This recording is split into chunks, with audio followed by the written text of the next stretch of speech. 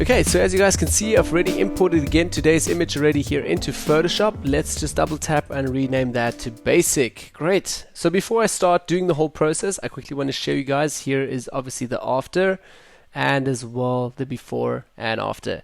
Great, so let's turn that off. We can actually delete the complete layer, and I'm quickly going to show you guys how to create the faded washed out effect.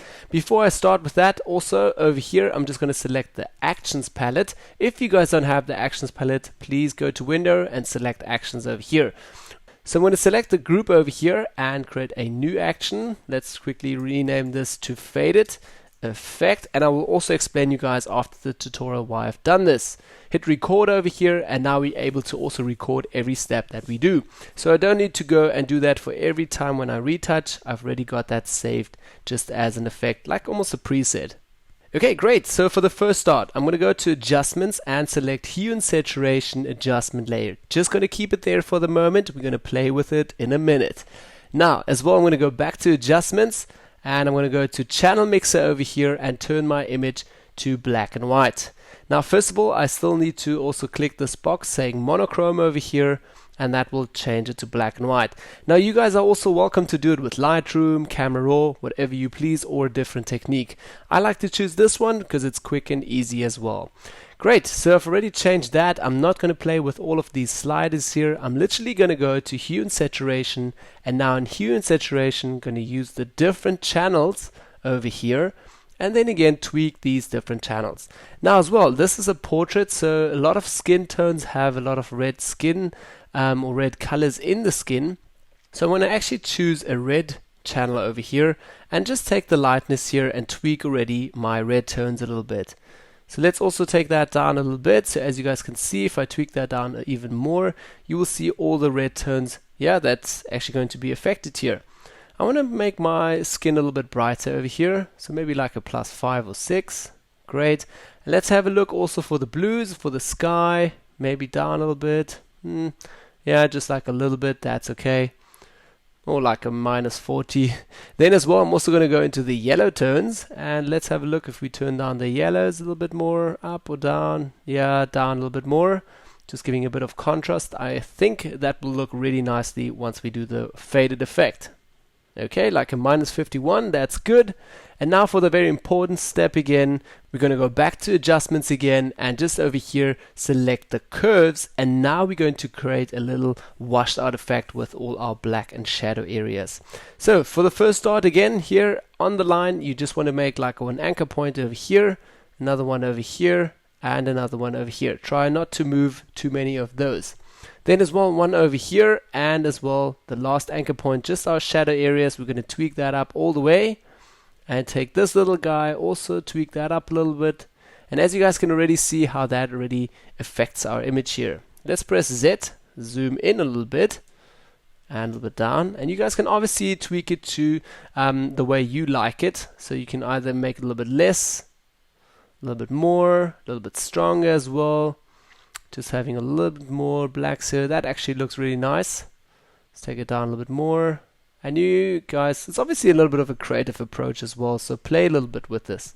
Again, here's our before and after, before and after. So this looks a little bit too heavy still. Maybe tweak it like so. Don't forget, you can also always take the opacity here from the layer down a little bit if you want to have it a little bit softer. I'm going to keep mine to 100, and I'm pretty happy with this actually. So again, zoom out a little bit, and that's already just the simple faded effect here.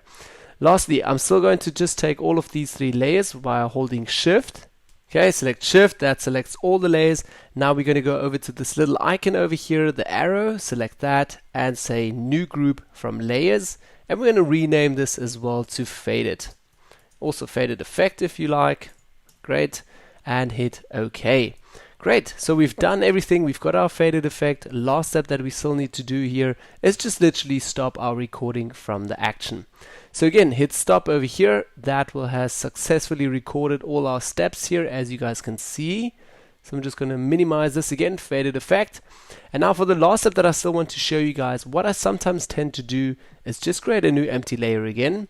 And I'm going to rename this now just quickly to white. You can rename it to anything you like. And I'm going to select the brush with B, and I'm working with the Vacom Continuous 5 Pro tablet. So I'm via my wheel here, I'm able to change my brush size really quickly. But if you guys don't have that, you can also press Ctrl Alt together, move left and right with your pen or mouse. That will also change your brush size, and up and down will change your hardness here of your brush. So again, I'm going to change my brush all the way down, hardness 0%, and make it a little bit smaller. Great. Select 100% opacity, white foreground color. And now I'm just sometimes brushing on the areas where I have a lot of blacks, like over here and here. So I want to just, obviously I'm not going to do it on this side now because she has such a nice light here on her face. So I'm going to do it more on this side. So again, just brush in here really roughly and a little bit more, a little bit bigger. Okay, we're just waiting for Photoshop to render that and make my brush a little bit bigger still, filling in the gaps here. And now what I tend to do is just take the opacity all the way down. So let's start at 0%, and then we take it up slowly, like 3% already looks good, 4%, 5% is a little bit too much already. Yeah, like 5% is actually great. So again, before and after, just adding a nice little boost there as well. So you can also play a little bit with that. Great, so that's basically all also for the tutorial. Now as well, let's have a look quickly if we could select the faded effect here on top. We can actually delete everything again, so the white and faded effect. When I come back next time into Photoshop and I want to run this process again, just with one click I can select faded effect, hit play over here, and Photoshop will do everything for me, as you guys can see. Great, so again, it's a little bit like it's a 2-second workflow, and I can continue with my work. Yeah, so this is basically how you do a faded effect in Photoshop. It's super simple, guys. Apply it to your images, have a look. If you don't like it, take it down a little bit, or you can apply it a little bit more.